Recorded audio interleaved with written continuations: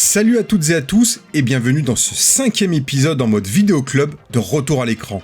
On poursuit notre voyage dans le temps béni de la bande magnétique avec un retour sur 3 nouveaux films qui ont marqué nos années VHS. 3 films que nous avions découverts non pas en salle donc, mais en pénétrant dans ces antres de la cinéphilie qu'étaient les vidéoclubs. Dans les vidéoclubs, on faisait des rencontres. C'était vraiment des lieux d'échange passionnants, amusants aussi, enfin plein de choses. L'excitation de la découverte, c'était un peu des cavernes magiques pour nous, quoi. Puis les VHS, c'était des petits trésors, quoi. Voilà. C'était vraiment pour jouir de toutes les promesses, parce que on pouvait passer effectivement des heures à contempler chaque jaquette, à regarder les résumés. Moi, ça me faisait tout simplement rêver. Il fallait que la jaquette donne envie, en jette, que le titre soit évocateur. Quand les gamins tombaient sur une cassette qui s'appelait Le droit de tuer, où c'était évidemment plus sexy que La Dentelière, quoi. Pour ce nouvel épisode, moi Max, je retrouve mes 2 acolytes de Retour à l'écran. Salut Mick. Salut. Et salut Tib. Salut tout le monde. On s'était arrêté à la fin du précédent épisode sur Justice sauvage, l'un des polars musclés de Steven Seagal. On redémarre cette fois avec un film d'une autre star du cinéma d'action. Alors, puisqu'on est dans les gros bras et justement dans ce genre de film un peu macho et tout, justement, moi je vais parler d'un de mes plus gros souvenirs de vidéo. Un film où je me suis levé, parce que mes parents m'ont interdit de le regarder, et donc je me suis levé le matin tôt pour pouvoir le voir. Et je me suis éclaté comme un fou.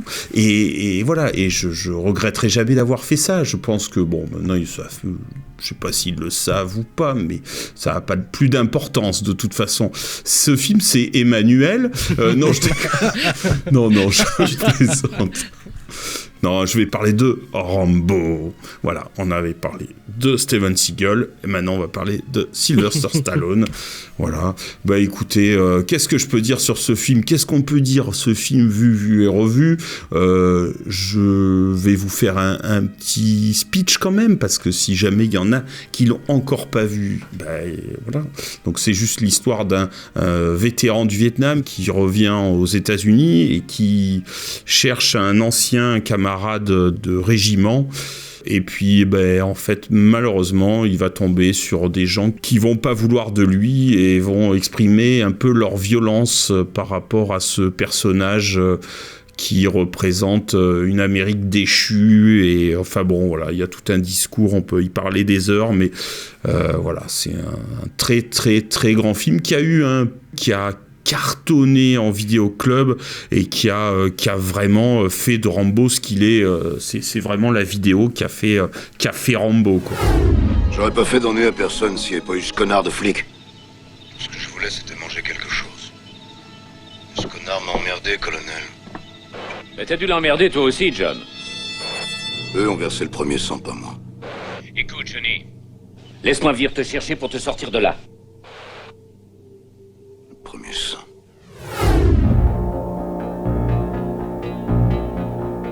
Donc c'est un film de Ted Kotcheff qui n'a pas fait grand chose d'autre, à part ce film. Ah si, il a fait beaucoup de choses. Retour vers l'enfer, c'est ça? Ouais, c'est tout, en fait, c'est le seul. Après, le reste, bof, quoi. Ça a été un réalisateur de télévision aussi, il a fait beaucoup d'épisodes de Law and Order. C'est quelqu'un qui a quand même une carrière. Oui, non, je dis pas qu'il a pas de carrière, mais au cinéma, c'est pas le... Il a tourné une vingtaine de films. Non, mais il a fait quelques films, mais après, Parmi les plus connus, il y a La Grande Cuisine, qui est plutôt un bon film qu'il a fait en 78. Mais c'est vrai que les deux plus connus, et surtout le plus connu, bien sûr, c'est Rambo. Le Retour vers l'enfer aussi, c'est un film qui a eu beaucoup de succès comme Rambo d'ailleurs en vidéoclub, et qui est un excellent film avec Gene Hackman qui monte une espèce d'équipe pour aller chercher son fils qui est prisonnier au Vietnam. Qui préfigure d'ailleurs Rambo 2 quelque part. Exactement. 7 soldats qui ont fait la guerre du Vietnam. Ils s'y sont battus et ils en sont revenus. Aujourd'hui, ils y retournent pour récupérer leurs frères d'armes qui, depuis 10 ans, y sont encore prisonniers. Viens, mon bonhomme, on rentre chez nous. Paramount présente Retour vers l'enfer. Allez, on revient sur Rambo. Donc un film qui a un petit budget de 15 millions, hein, c'est pas beaucoup. Hein, voilà. Bon, il y a plein de choses à dire. Hein, j'aime bien le casting originel, Dustin Hoffman. Et ouais, c'est quand même difficile d'imaginer Dustin Hoffman en Rambo quand même. Hein. Les producteurs, ils avaient passé en revue toutes les stars hollywoodiennes de l'époque, mais ils s'étaient focalisés sur Dustin Hoffman au départ. Ouais, non. Et puis, non, mais j'aime bien, hein, mais c'est particulier. Al Pacino, Steve McQueen, Clint Eastwood, Nick Nolte, Chris Christopherson, Jeff Bridges, Robert De Niro, Michael Douglas et Terence Hill. Un truc de fou. Et oui, ils avaient envisagé Terence Hill, ouais. Waouh, ils sont partis sur tous les trucs, quoi. Et ouais. Et pour Trotman aussi. Trotman, c'était Kirk Douglas à la base. Douglas, ouais. Qui était choisi, mais Kirk Douglas, en fait, il voulait changer pas mal de choses sur le scénar et sur son personnage, pardon. Et mais c'est Stallone qui était déjà choisi, qui a pas voulu que Kirk Douglas change des choses. Et donc, c'est pour ça qu'ils se sont rabattus. D'abord, ils se sont rabattus sur Lee Marvin, ensuite sur Gene Hackman, et finalement ils ont pris Richard Crenna. Moi j'ai des potes qui trouvent que Richard Crenna il est un peu fade, et c'est vrai que quand tu imagines Kirk Douglas tu dis ah ouais, quand même le mec buriné et tout ça. Moi je me suis habitué à Richard Crenna, donc j'aime bien, je trouve qu'il a une humanité et tout ça. Après c'est vrai que quand tu cites des noms comme ça, Lee Marvin et tout, tu dis ouais, c'est vrai que ces gars-là, ils transportent aussi autre chose, quoi. Ouais, peut-être, mais bon. Ouais, bah oui. Peut-être que Stallone, qui était vraiment au top de sa carrière à ce moment-là, et un mec comme Kirk Douglas, il avait peur que ça lui fasse de l'ombre, et donc Richard Crenna, qui était un acteur connu, mais plutôt de seconde zone, c'est un peu dur, mais en tout cas qui était un peu un second couteau par rapport à des Douglas ou des Marvin ou des Hackman, je pense que c'est plutôt dans ce sens-là. Enfin, c'était un prétexte, en fait, pour ne pas les avoir. Hein. Moi, je l'aime bien, et c'est pareil comme toi, Mick, je me suis habitué, et pour moi, Trotman, ça reste Crenna, dans Rambo 2, et même dans Hot Shot, finalement, puisqu'il quelque part, dans Hot Shot 2, pardon, il reprend plus ou moins ce personnage-là. Mais... le grand écart. Je pense que c'est plus encore un des nombreux caprices de Stallone de l'époque, où on peut les compter, hein, les caprices de Stallone, et je pense que ça en fait partie, quoi. Qu'est-ce qui a pris à Dieu de faire un type comme Rambo? Dieu n'a pas fait Rambo. C'est moi qui l'ai fait. Et qui êtes-vous, vous? Sam Trotman. Colonel Samuel Trotman. Nous sommes très occupés ce matin, colonel. Que puis-je faire pour vous? Je viens chercher mon poulain. Votre poulain? J'ai recruté cet homme, entraîné cet homme, et commandé cet homme au Vietnam pendant 3 ans. Je crois que ça en fait mon poulain. Je me demande pourquoi le Pentagone enverrait un véritable colonel d'actifs pour régler ça. L'armée a estimé que je pouvais vous aider. Bon, alors là, je vois pas comment. Rambo est un civil maintenant, c'est mon problème. Je ne crois pas que vous me compreniez. Je ne suis pas venu sauver Rambo de la police. Je suis venu vous sauver de Rambo.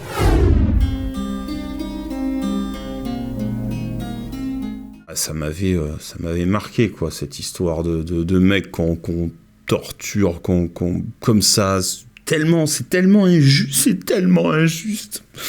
C'est tellement injuste ce qui lui arrive. Et puis tu comprends que pas tout ce qu'il a vécu et qu'il arrive là, on lui en fait putain, ça m'avait traumatisé, hein, vraiment. Hein, et en plus il est cool quand même, parce que il essaye de même pas les tuer et tout jusqu'au bout. Ouais, non, c'était vraiment film qui s'est fait un peu casser en deux quand il est sorti. Bon, c'est un peu normal, hein, en général. Hein. On lui a dit que le scénar valait rien, que... Ouais, mais bon, voilà, maintenant c'est considéré comme étant un des meilleurs films de 82. Donc bon, bah écoute... C'est un des plus grands films du début des années 80. Alors, ce qu'il faut rappeler, c'est que Rambo, c'est d'abord l'adaptation d'un bouquin qui avait été créé en 72 par David Morrell. David Morrell, oui, tout à fait. David Morrell, c'était un ancien professeur qui, en fait, quand il était professeur, il a été inspiré par le parcours de ses élèves, dont certains avaient fait le Vietnam et qui étaient revenus du Vietnam. Et donc, c'est une critique du retour, enfin, de l'accueil désastreux des vétérans. Des vétérans américains qui avaient l'image de la défaite, en fait, pour les États-Unis. Et donc, on les rejetait en bloc, alors qu'ils avaient donné leur vie pour leur pays, quoi. Donc c'était la honte, hein. C'était la honte ultime, hein. Ouais. J'ai fait ce qu'il fallait pour gagner, mais on n'a pas voulu nous laisser gagner. Et je suis revenu dans le monde, et j'ai vu ces larves m'attendre à l'aéroport, me conspuer comme un criminel. Ils m'ont traité de toutes les saloperies, ils m'ont appelé le boucher. Qui sont-ils pour me faire des reproches, hein? Qui sont-ils? Est-ce qu'ils étaient à ma place en pleine jungle? Ils nous jugent sa faute quand ils parlent. C'est un moment dur pour tout le monde, Rambo. Tout ça, c'est du passé maintenant. Pour vous! Pour moi, la vie civile, c'est rien. Au combat, on avait un code d'honneur. Tu couvres mes arrières, je couvre les tiens. Mais ici, y a plus rien. Alors, est-ce que vous savez comment David Morrell, donc l'auteur, avait trouvé le nom de Rambo? Eh ben oui. Si vous me parlez du poète, je fais pipi sur la moquette. Hein, mais... Eh ben, tu peux y aller, Eh ben, vas-y. tu vas faire pipi sur ta moquette. Mais non. C'est vrai. C'est sérieux. Eh ouais, parce que comme il était prof, en fait, c'était les élèves qui disaient Rambo, Rambo, ça le faisait marrer. Ça vient de là. Ah ouais, ok, d'accord. Bah tu vois, m'en apprenez une. Et oui. Alors moi aussi, je vais parler quand même un peu de ce couteau mythique, parce que ce couteau que beaucoup on a acheté. Alors moi, je l'ai pas eu, mais j'ai un copain qui l'avait acheté. Alors on a joué avec ça pendant des heures. On partait dans la forêt avec ce couteau qui a cassé, qui était en plastique. Tu peux le décrire? Ah, je peux le décrire, bien sûr. Bah, c'était la version pour enfants. Hein. C'était pas le modèle Rambo. Il était un peu plus petit, mais il y avait surtout une poignée qui était creuse avec des petits outils à l'intérieur. C'était un couteau qui avait été inspiré par des couteaux de l'armée en 40. Et le couteau, en fait, a été complètement créé pour le film parce qu'il n'existait pas vraiment. Et le couteau, d'ailleurs, change à chaque épisode. Oui, tout à fait. Tout à fait. Il est plus stylisé dans le 2 déjà. Exactement, voilà. Alors, même si c'est connu par beaucoup, il faut quand même parler de la scène finale du film. Donc, il y a eu 2 versions qui ont été tournées. L'une qu'on connaît où Stallone se rend et il sort et ça se termine là-dessus. Et l'autre où il se suicide devant Trotman. Et la fin qui avait été retenue en premier, c'est celle où il se suicide. La production fait des projections tests et le public gueule, ne comprend pas pourquoi on fait mourir le personnage de Stallone. Ouais, bah oui. Le public s'est attaché à ce personnage-là et ne comprend pas pourquoi il meurt et pourquoi il se suicide surtout. Ah bah tu m'étonnes que c'est attachant. Et donc la production a décidé de changer la fin et de prendre la deuxième fin qui avait été tournée, heureusement qui avait été tournée, à la demande de Stallone d'ailleurs, même si Stallone préférait la fin où il se suicide et qu'il avait imposé cette fin-là, mais c'est le choix du public qui a fait qu'il a dû changer d'avis et ils ont finalement choisi cette fin que l'on connaît tous. Il y a près de 200 hommes dehors avec des M16. Tu as fait tout ce qu'il fallait pour déclencher ta petite guerre. Tu as fait assez de dégâts. Cette mission est terminée, Rambo, tu as compris? Cette mission est terminée. C'est terminé, Johnny. C'est terminé! Rien n'est terminé! Rien! Tout continue à cause de vous! C'était pas ma guerre! C'est pas ma guerre! Moi, je trouve vraiment que c'est pareil, c'est un chef-d'œuvre et tout ça. Je me souviens, la première fois que j'ai vu l'affiche, c'était un 4x3 sur le chemin, sur la route, où on allait avec mes parents pour aller faire les courses. Un soir, comme ça, on est sous la pluie, et je vois l'affiche comme ça, et la tagline, c'est « Cette fois, il se bat pour sauver sa vie ». Et je me demandais de quoi il parlait. Est-ce qu'il parlait de Rocky ? Où il parlait du personnage. Il y avait un truc qui était pas clair dans mon esprit. Et quand j'ai vu le film en VHS chez Hollywood Video, c'est grosse découverte, gros kiff aussi, pareil. Je trouve que le film est vraiment incroyable. Il vieillit super bien. Les séquences d'action sont nerveuses. Je crois qu'il y a eu des problèmes avec les cascadeurs, hein. Il y a eu des blessés. Stallone lui-même qui s'est cassé 2 côtes ou plusieurs côtes quand il tombe dans les arbres, justement. Dans les arbres, ouais. Et d'ailleurs, en fait, c'est la scène. La scène était bonne, du coup, ils ont gardé. C'est la scène où il se fait mal.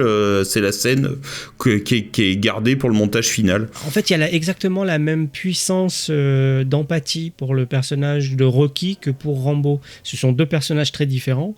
Mais le côté gros tas de muscles, un peu tristoun, etc. On a envie presque de lui faire un câlin.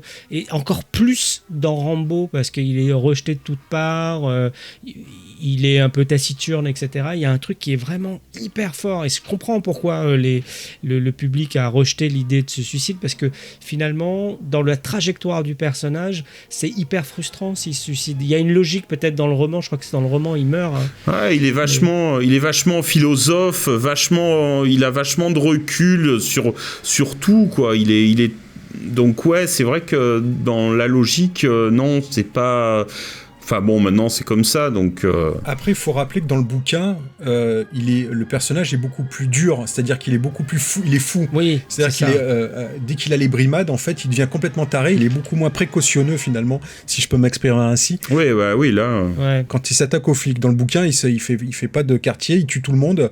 Il est complètement taré. Et ce qui faisait que le personnage finalement était, en tout cas, on aurait eu moins d'empathie pour ce personnage s'il avait gardé la caractérisation de ce personnage tel qu'il est dans le bouquin. Et toi, Max, tu l'avais vu comment, toi, alors? Tu t'en rappelles? Ah, moi, je me souviens très bien. Je l'avais découvert aussi en vidéo. Je l'avais loué au Vidéoclub, mais pas en VHS, en V2000. Parce qu'à l'époque, j'avais un magnétoscope V2000. Donc, V2000, on en a parlé dans un précédent épisode sur des Vidéoclubs. Mais pour rappel, c'était un format donc différent de la VHS. C'était un format double face, enfin de cassette double face.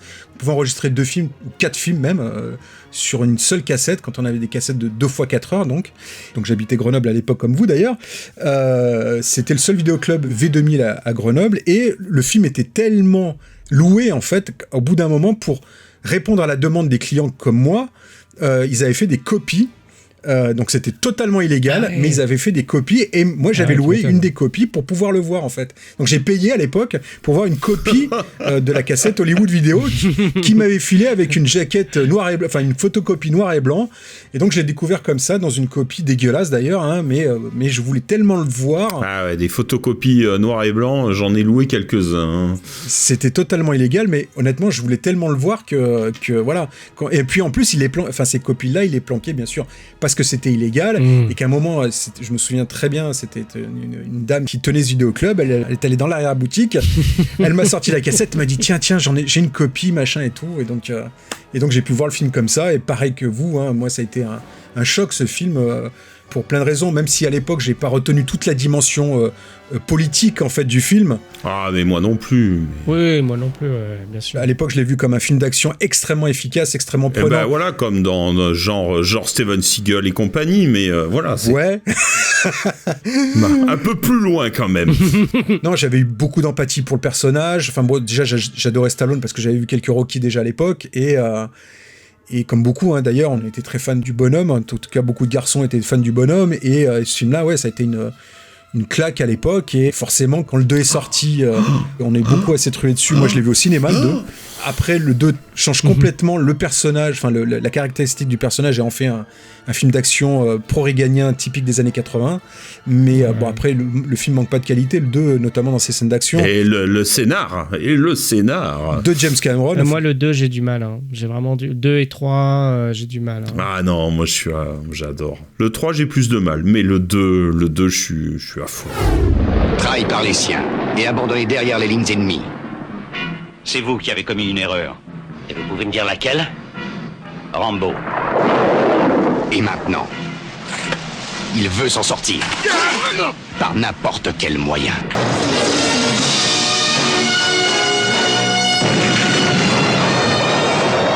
Aucun homme, aucune loi, aucune guerre ne peut l'arrêter. Sylvester Stallone est de retour dans le rôle de Rambo. Rambo 2, la mission.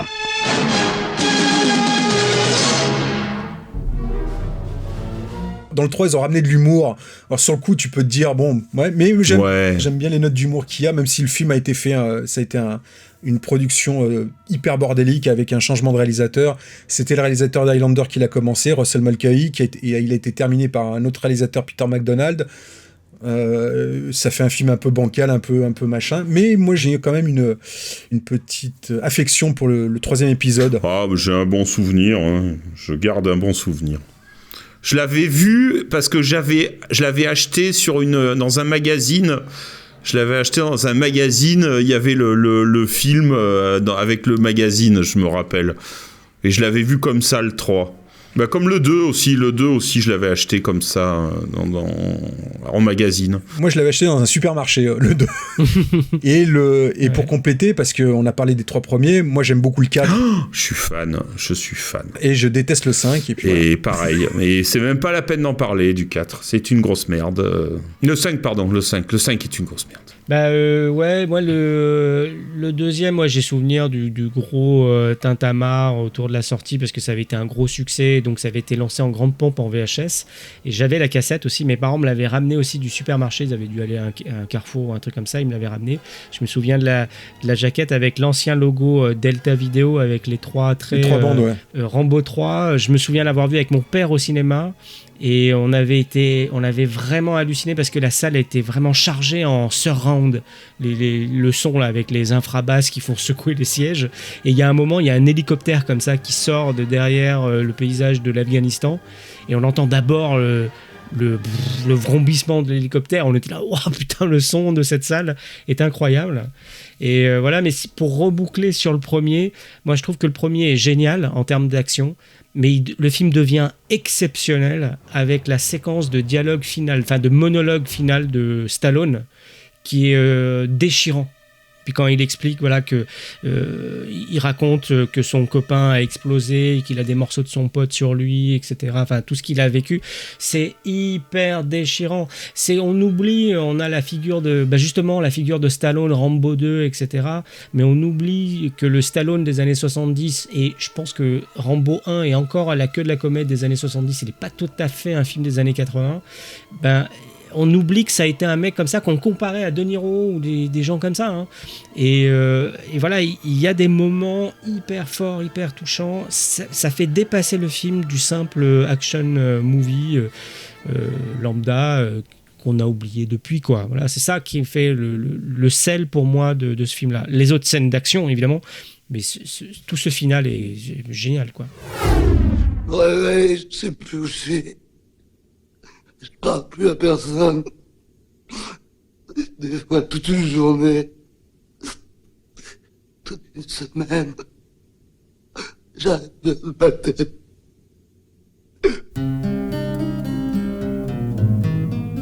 Après, je vais parler encore d'un petit truc, c'est cette M60, cette mitrailleuse qu'il a, qui vole à la fin et qui, à l'époque, c'était une des premières fois qu'on la voyait vraiment en premier plan, je pense, et qu'on va après revoir, mais ça a été, je pense que ça aussi, c'est devenu cette affiche là avec les balles et qu'on peut retrouver après dans quelques films, notamment Les Morphalous, un peu même genre avec c'est assez. Voilà, des films italiens, les Rambo-like comme Rush. Ouais, Rush.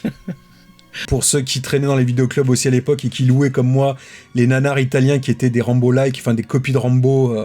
Il y avait Rush, il y en avait d'autres comme ça, ou avec des pseudo-Stallone transalpins, et ils recopiaient la même affiche avec la même mitraillette, voilà, parce que c'était iconique. En fait, cette affiche est devenue presque toujours d'ailleurs iconique. Ah ouais. Donc il faut dire aux gens, si vous l'avez jamais vu Rambo, ce qui serait un peu probable, tout ça, mais voyez, voilà, oubliez peut-être la dimension Rambo 2 et tout ça. Regardez le premier, c'est pas du tout l'image qu'on a de Rambo 2, un peu bêta, etc. Vraiment, le film est hyper intéressant, à la fois de l'action, mais plus profond que les suites, quoi. Vraiment, c'est un vrai drame. Non, c'est un drame, c'est un vrai drame. Tout à fait. Et avec aussi un Brian Dennehy qui joue le commissaire, enfin qui joue le shérif, qui est super, tout en nuances. Un petit rôle de David Caruso aussi. Ouais, l'un de ses premiers rôles. Non, puis il y a des trucs de dingue, donc regardez-le, quoi. À voir, à revoir.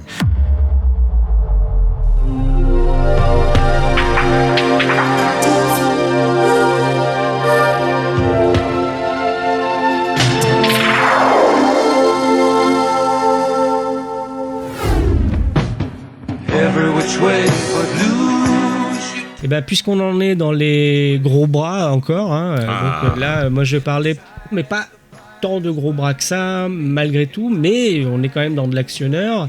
On va parler encore une nouvelle fois de Clint Eastwood, dont on adore ici la carrière, le personnage, l'icône, voilà, le mec increvable.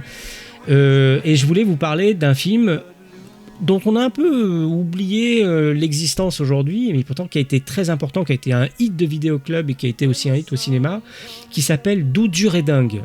En anglais, Every Which Way But Loose, de James Fargo. qui est sorti en France en avril 79. Et donc c'est avec Clint Eastwood dans le rôle principal, avec Sondra Locke qui était sa femme à l'époque, avec qui il a tourné 6 films. On a aussi, dans les autres rôles, on a aussi Geoffrey Lewis, qui est le papa de Juliette Lewis, que nous, on aime beaucoup. Enfin, vous, toi? Ouais, surtout moi. On a aussi Ruth Gordon, qui joue le rôle de Mémé, et c'est une actrice inoubliable qui a joué dans le film Harold et Maude. Oh, j'adore ce film! Ah, il est super beau, Donc, on attend toujours un vrai Blu-ray, d'ailleurs. Et puis, on a aussi Clyde, l'orang-outan du film. Et c'est génial en fait. Alors, qu'est-ce que c'est Doux, dur et dingue ? Moi, je le mets un peu dans la même collection que les films de Terence Hill et Bud Spencer. Finalement, il y a un peu cette dimension-là de comédie légère avec pas mal de gros mots, des choses comme ça. Alors bon, rapidement, le synopsis. Alors, j'ai pas écrit de synopsis pour le film. J'ai fait un simple copier-coller, j'avoue. Mais c'est globalement, Clint Eastwood joue Phil Beddoe, qui a une passion et un don pour les bagarres. Et ça lui permet de gagner sa vie. Il participe à des combats de boxe à poings nus. Et puis il est accompagné donc de Clyde, un orang-outan, et de son ami Orville, donc Geoffrey Lewis. Il tombe amoureux d'une chanteuse, Lynn, et il est poursuivi par un gang de motards, les Veuves Noires, et par 2 policiers. Philo Beddoe, je crois que t'es fait aux pattes. Je te connais ? Non, mais ça va pas tarder. Voilà, et donc, c'est tout ce petit monde. On est un peu dans le film légèrement road movie, très country. C'est une sorte de film un peu à la Cours après moi, shérif. Tout à fait. Ouais, parce que d'ailleurs, le film a été écrit à la base pour Burt Reynolds, en fait. Et puis finalement, je ne sais pas pour quelle raison, et ils l'ont proposé à Clint Eastwood. Et Clint Eastwood était hyper emballé, mais en même temps, il avait un peu peur de faire une vraie comédie, parce qu'il a déjà fait des trucs un peu légers, ou tout ça, mais là, une vraie comédie, presque poète-poète, entre guillemets, il l'avait jamais fait. Donc, il a été voir son pote Burt Reynolds, avec qui il tournera bien plus tard Haut les flingues, pour lui donner des conseils sur comment se positionner, etc. Et voilà, et en fait, ça cartonne, il y a un truc hyper marrant, il y a cette dimension ironique de Clint qu'on connaît aujourd'hui, et qui vient de ce film-là, en fait. L'ironie était moins forte chez Dirty Harry, ou des trucs comme ça, il y en avait, bien sûr, mais le vraiment second degré presque comique, cette fibre-là éclate vraiment dans Doux, dur et dingue. Apparemment, si on tient compte de l'inflation, c'est son plus gros succès en salle à Clint, ce film-là. Donc ça a donné une suite qui s'appelle Ça va cogner en français, qui est sortie en 1980, qui est réalisée par le cascadeur Buddy Van Horn, qui réalisera aussi La dernière cible, etc. par la suite. En fait, voilà, le film, c'est un peu comme Cours après moi, shérif, dont Max, vous avez déjà fait un express. C'est hyper marrant, ça se regarde en famille. Moi je l'ai découvert comme ça en famille chez ma grand-mère avec mes cousins, etc. On se l'est mis en boucle, c'était hyper drôle. Après quand le 2 est sorti, on se les envoyait aussi le week-end d'après, parce que le singe nous fait marrer, parce qu'il y a des gros mots, parce que les motards sont improbables, il y a des dialogues super drôles avec un mec qui à un moment qui arrive, qui montre le tatouage de la Veuve Noire à Clint Eastwood qui joue les bêtas, qui dit l'autre lui dit tu sais ce que c'est ça, et puis Clint Eastwood il dit un tatouage ? Tu vois ça ? 2 tatouages. Ce gars-là, il me les casse. Laisse foutre. C'est pas une façon de dire merci quand on vient de te payer une bière. Demande l'addition. Tiens, je vais aller les remercier dehors comme ils le méritent. C'est ce genre de vanne-là qu'on retrouverait dans un Terence Hill, Bud Spencer, que je trouve très bon enfant. Et c'est top, quoi. Et donc... Ruth Gordon, là, qui joue dans Harold et Maude, elle joue le rôle d'une mémé avec son fusil, là, c'est improbable, c'est vraiment hyper attachant, tous les personnages sont attachants, c'est très bien écrit. Dites, la vieille, où est Philo Beddoe ? J'en sais rien et ça m'est égal. Ôtez-vous de ma véranda avec cet engin, ici c'est une propriété privée. Vous n'êtes pas très hospitalière. Hospitalité, mon cul. Les garçons n'auraient pas dû s'en aller en laissant une femme de mon âge toute seule, sans défense. C'est impensable. Et c'est dégueulasse! quelque part, le film disparaît un peu des radars. C'est-à-dire que maintenant, comme Clint Eastwood est canonisé, grande ponte hollywoodienne, ce qu'il mérite totalement, on oublie aussi des films comme ça un peu plus mineurs, légers. Ouais, plus légers, etc. Alors qu'en fait, ça a une importance dans sa carrière et surtout, c'est hyper attachant, quoi. Vous l'avez vu, vous ? Moi, j'ai pas loué, je l'avais pas loué, mais j'ai vu. En fait, je m'en rappelle pas parce que c'est le genre de film qui fait partie de ma vie, mais je sais pas comment il est rentré dedans. Je sais pas, j'ai dû voir ça à la télé un soir. Et puis après, j'ai dû l'enregistrer, revoir ça régulièrement. Ouais, voilà, mais ouais, moi j'adore. Hein. Voilà, comme tu disais, comme on en a parlé, c'est ce genre de Terence Hill et Bud Spencer que j'adore. C'est Clint comme il est devenu. Et voilà, avec un acolyte assez étonnant. Voilà, moi non, j'adore. Signalisation j'adore. à droite, Clyde. J'adore. Signal à droite, Clyde. Entre ça, les doigts d'honneur du singe, tout ça, enfin, c'est improbable. Ah ouais, non, c'est trop bon. Voilà, t'as très bien résumé ce que c'est. C'est quand même un film super potache. Oh. Pour le coup, je l'ai revu il y a pas très longtemps. Alors j'avais bien kiffé quand j'étais gamin, hein, comme vous. Ça m'a bien fait marrer, le singe, les gags avec le singe. D'ailleurs, c'est ce qui fonctionne le mieux. Et là, en le revoyant, je dois avouer que je me suis un peu fait chier. Alors peut-être parce que j'ai plus l'âge. Et pourtant, j'adore toujours les films avec Terence Hill et Bud Spencer, hein, j'en parlerai plus tard, qui sont aussi hyper potaches. Mais j'ai trouvé ça hyper long, en fait. Il y a des baisses de rythme, il y a des creux de rythme pendant le film. Bon, après, voilà, il y a des trucs, encore une fois, sympas. Comme je disais, le singe, les bikers qui sont juste une belle bande de bras cassés, toutes les scènes de bagarre. Mais j'ai pas retrouvé le plaisir que j'avais eu quand je l'ai vu gamin, en fait. Alors justement, j'avais vu ce film, alors pas en vidéo parce que je l'avais pas loué, mais je l'ai vu sur France 3, enfin sur FR3 à l'époque, puisque c'est l'ancêtre de France 3, et je l'avais découvert après Ça va cogner, donc la suite, que j'avais pour le coup loué en vidéoclub. Et à l'époque, bah voilà, c'est ce que je disais, un gamin, ça me faisait marrer toutes ces potacheries, mais aujourd'hui un peu moins. Après, je trouve qu'il a vraiment sa place dans ces épisodes sur les vidéoclubs parce que... Oui, mais c'est un film de vidéoclub, ouais. Pour le coup, ça, c'était un vrai film de vidéoclub. C'est le genre de film qu'on louait le samedi soir, les comédies potaches un peu pourries, ou pas d'ailleurs, et notamment celle de Terence Hill et Bud Spencer aussi, on en a parlé, on va en reparler après, mais c'est le genre de film qu'on aimait louer aussi, en plus des films d'horreur, en plus des films d'action, enfin des polars et des machins, qu'on aimait louer pour se vider le cerveau le samedi soir, quoi. Donc ouais, franchement, c'est un vrai film pour moi, c'est un vrai film de vidéoclub. Mais en fait, pour revenir toi, tu as vu le premier, le deuxième d'abord, mais en fait, c'est des films, comme il n'y a pas marqué 1 et 2, oui.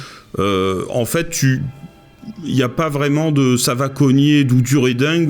Bon, tu peux les mettre dans les deux sens, il n'y a pas vraiment de... Ouais, c'est pas très grave. Je crois pas qu'il y ait beaucoup d'incidence sur ce qui se passe dans un, sur le deuxième et vise. Un tout petit peu, donc, mais ça reste très léger. Après, ça va cogner un peu moins bien que doudure et dingue quand même.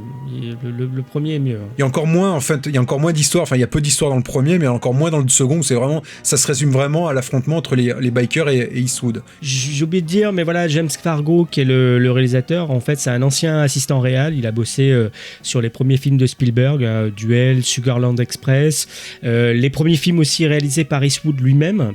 Et puis par la suite, il a réalisé L'inspecteur ne renonce jamais, hein, c'est Dirty Harry 3. Et puis son dernier film cinéma, c'est L'exécuteur de Hong Kong avec Chuck Norris en 82. Ça, c'est aussi un autre hit vidéoclub. Hein. Puis après, il est parti à la télé et il a fait plein d'autres séries hyper mythiques pour notre génération. Hein. L'Agence Touriste, Rick Hunter et aussi Beverly Hills 90-210 que moi j'aimais beaucoup.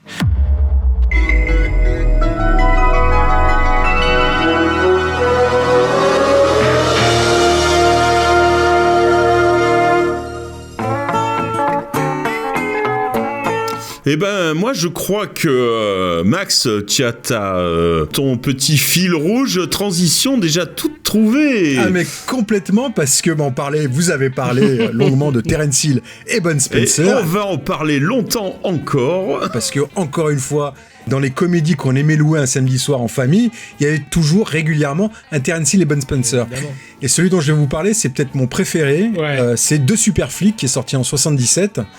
C'est le premier film qu'ils ont tourné à Miami, parce qu'après ils se sont installés à Miami et ils ont beaucoup tourné là-bas, et c'est le premier donc qu'ils ont tourné dans cette ville américaine. Et c'est la 11e collaboration du duo, c'était le 11e film qu'ils faisaient ensemble. Alors de Superflic, ça parle de quoi ?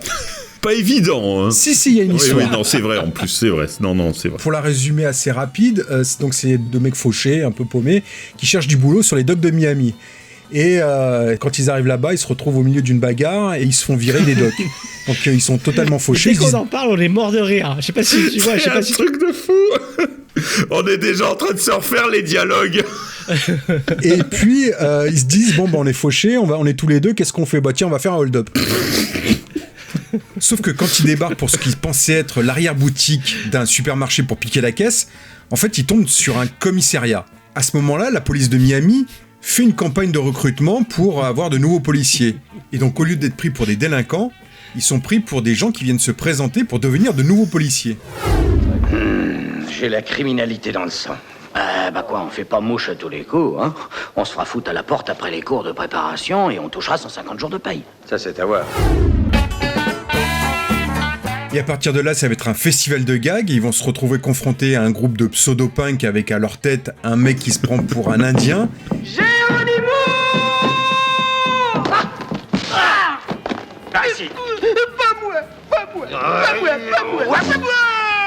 Pas moi! On a donc les traditionnelles bagarres qu'on voit dans tous les films du duo, et notamment la bagarre finale qui se déroule dans un bowling qui dure à peu près 10 minutes. Alors bon, moi c'est un film que j'aime beaucoup, c'est une vraie madeleine parce que voilà, c'est un film que j'ai vu enfant, que j'avais loué, qu'ensuite j'ai revu, il repassait très très très régulièrement sur la 5, donc Feu la 5, une chaîne de télévision qui n'existe plus aujourd'hui, et c'est un film qui passait tous les 2-3 mois, et à chaque passage on le regardait et on se racontait les scènes le lendemain parce que ça nous faisait marrer, les bagarres, les dialogues, et surtout dans ce film là il y a des dialogues absolument fameux. Taille. Mes ongles. Non, tes mesures. Extra large. Pointure. Pied plat. 49,5 large. 49,5. Ben dis donc, c'est plus des pieds, c'est des péniches. Il y a aussi une scène de bagarre dans un bar qui est absolument inoubliable. L'estropié. Oh, les mains, estropiés. Je peux pas. Regardez, si je lève les mains, je vais me casser la gueule. Ah, c'est marrant ça. Montre-nous. C'est un film qui dure 2 heures, hein, faut pas l'oublier, mais ça passe super vite parce que ça va à une vitesse folle. C'est un enchaînement de gags, de bagarres, de conneries qui sont absolument hilarantes et bon, c'est très très con. Hein, mais on n'est pas dans du grand cinéma, dans de la grande comédie, mais c'est quel kiff. Et encore aujourd'hui, hein, je prends toujours le même kiff. Hein. Ah ouais, moi aussi. C'est génial, mais les dialogues, j'ai jamais vu en VO, mais la VF est impayable. Il y a plein de trucs très très très marrants, cartoonesques, tout ça. Mais pareil, pour moi c'est aussi un des meilleurs Terence Hill et Bud Spencer. En revanche, il y a 1 an ou 2, je l'ai montré à mes enfants. Et ça faisait un moment que je l'avais pas vu, j'avais oublié comme il y a plein de gros mots en fait. Donc mes enfants sont quand même en bas âge, mais là gros fail. Vous chantiez, j'en suis fort aise. Eh bien, allez vous faire foutre maintenant à 4 pas d'ici, je vous le fais savoir. Mais ils sont marrés aussi. Moins que j'espérais, je pensais que ça allait vraiment les faire vraiment kiffer. Ouais, oui. Non, mais c'est vraiment des films de nos générations à nous. Je pense qu'aujourd'hui c'est un peu plus compliqué. Ouais, je pense. Autant des films de Funès, je pense que c'est transgénérationnel. Ouais, ça c'est intergénérationnel. Mais Terence Hill et Bud Spencer, c'est vraiment de nos générations à nous, les quarantenaires, cinquantenaires qui prennent un certain kiff à les voir. Quoi. Ouais, c'est ça. Ouais, j'étais un peu déçu que la mayonnaise prenne pas. Mais bon, ils ont pas non plus détesté, ils ont été jusqu'au bout, etc. Mais moi, je me marre comme un bossu devant. Je trouve ça trop marrant, quoi. Ouais. Moi, j'avais essayé de montrer les Trinitas aussi à mon fils, mais bon, ça est moyennement pris. Même si c'est la 11e collaboration du duo, avant, on les a plus vus dans des westerns, finalement, comme tu dis, dans les Trinitas et autres. Celui-ci, c'est le premier d'une lignée, en fait, de pure comédie. Il y a eu par la suite Père et Impair. Ouais, que j'ai vu au cinéma. Ouais, que j'adore aussi. Salut l'ami, adieu le trésor. Attention les dégâts. Attention les dégâts, je crois que c'est Attention les dégâts que j'ai vu au cinéma. Même si on retient encore les westerns qui sont pour la plupart de très bonne qualité, mais on a toujours une affection pour ces comédies un peu con mais qui fonctionnent toujours, quoi. Le duo marche super bien, moi je trouve. Je sais pas, l'association des deux, c'est miraculeux, quoi. C'est vraiment Laurel et Hardy avec Terence Hill qui est toujours le plus smart des deux, mais finalement Bud Spencer, il est pas si bête que ça, tout ça. C'est difficile de passer à côté. Enfin, quand on a vécu les années 70-80, gamins comme nous, forcément c'est des figures incontournables. Tout le monde connaît ça.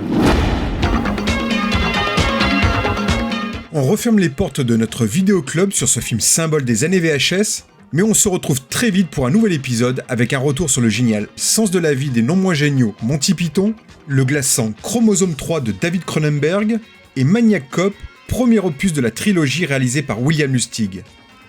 En attendant, tous nos autres épisodes sont toujours disponibles sur notre site retouralécran.fr, sur YouTube et sur les meilleures plateformes de podcast et de streaming musical. À très vite. Si je devais résumer ma vie aujourd'hui avec vous, je dirais que c'est d'abord des rencontres.